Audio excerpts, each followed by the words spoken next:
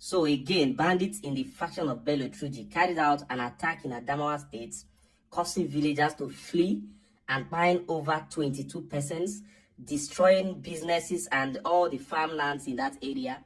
And the worst part is the fact that this thing happened in the hometown of the governor, the sitting governor himself. Listen to the full details and see exactly what this man did. The unthinkable has happened in the northern region of our country, completely shattering the illusion of safety for millions of residents and proving that these criminal elements are becoming bolder by the day. When heavily armed invaders possess the sheer audacity to bypass military checkpoints and violently invade the very hometown of a sitting state executive, it sends a chilling message to the ordinary citizen that absolutely nowhere is safe. We are looking at a rapidly unfolding humanitarian and security disaster in Adamawa State, specifically within the Madagali local government area. The community of Shuwari Kichinga, famously known as the political fortress and the ancestral home of Governor Ahmadu Umaru Fintiri, has been suddenly transformed from a vibrant agricultural hub into a terrifying abandoned ghost town. Because this community sits dangerously close to the infamous Sambisa forest, which directly borders Borno State, it has always been a highly sensitive flashpoint for national security. However, the terrifying events that transpired on what the local residents are now mournfully calling Black Tuesday have elevated the crisis to a new and highly dangerous level. Under the thick cover of darkness, a heavily armed syndicate stormed the town, leaving a trail of absolute devastation in their wake. The human cost of this sudden invasion is deeply heartbreaking, with 22 precious lives tragically snatched away in the blink of an eye. But the attackers did not just stop at the terrible loss of human life. They executed a massive economic sabotage that has sparked wild, terrifying rumors across the internet. Because the attackers utilized the ruthless, mass-rustling tactics famously associated with notorious warlords, widespread panic has ignited that figures like Bello Toji have either expanded their deadly franchise or heavily inspired a new, highly dangerous generation of forest-dwelling insurgents in the northeast.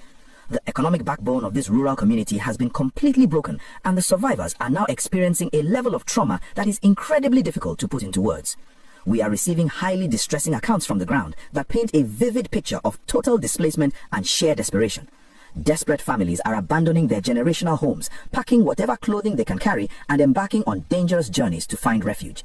A local family man, Livinus Moses, tearfully recounted how he was forced to uproot his entire life and hastily relocate his wife and children to the distant state capital of Yola. He lost his entire agricultural investment overnight as the invaders aggressively rustled every single cow and goat he owned, stripping him of his dignity and his ability to feed his household. This economic wipeout is absolutely not an isolated incident.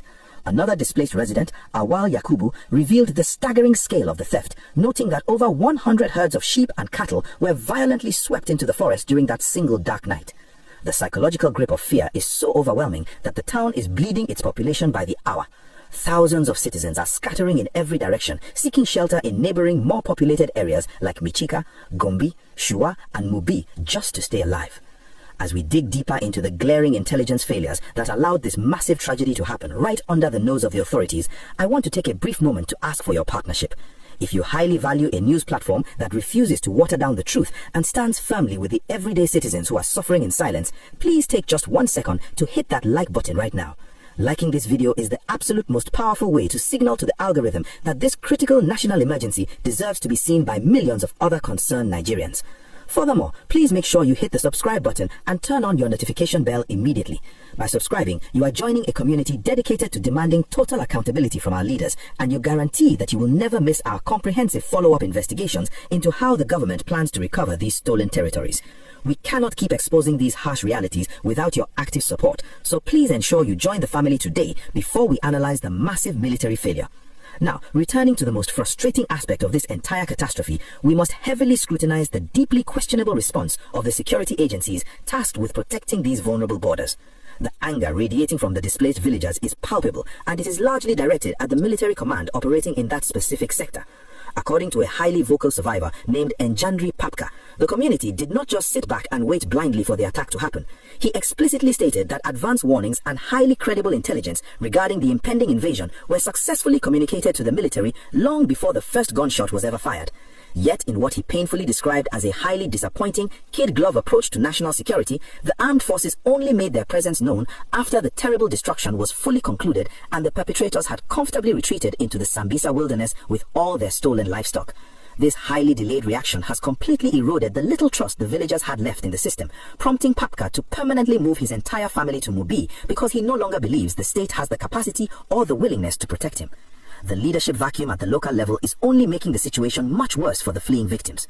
The former chairman of the Madagali Council, Maina Ularamu, has publicly sounded a massive alarm, confirming that Kichinga is rapidly fading into a total shadow of itself as the exodus continues unconditionally. He is actively pleading with higher federal authorities to intervene immediately before the entire district is permanently annexed by these heavily armed criminals. Curiously, the current chairman of the local government, Musa Shashi, has chosen to remain completely inaccessible, totally ignoring phone calls and text messages from the press during his people's absolute darkest hour. However, the sheer gravity of the situation has clearly reached the highest levels of the state government. Governor Amadu Umaru Fintiri, who is visibly shaken by the violent desecration of his own hometown, traveled down to the ruins to console the grieving families. He offered firm assurances that his administration is heavily engaging the federal government to formulate an aggressive, permanent counter-strategy to wipe out the threat. Validating this massive promise, the governor was very recently spotted at the Ministry of Defense in Abuja, signaling a desperate, high-level push for specialized military deployments to the Adamawa and Borno corridor. But as the political wheels turn slowly in the capital city, the displaced farmers shivering in overcrowded locations are left wondering if they will ever see their homes again. When an armed group can successfully attack citizens and steal hundreds of cattle from a sitting governor's backyard based on prior intelligence warnings, it forces us to ask very hard questions. Do you personally believe that our military is genuinely outgunned by these forest-dwelling elements? Or is there a deliberate sabotage of intelligence that constantly allows these deadly raids to happen? And regarding the chilling rumors of Bello Turji's tactics spreading to the northeast, what drastic, immediate measures must the Minister of Defense authorize today to prevent the region from falling back into the dark days of total insecurity? Please take a moment to share your unique perspective in the comments section below, as your unique voice is a highly necessary part of this crucial national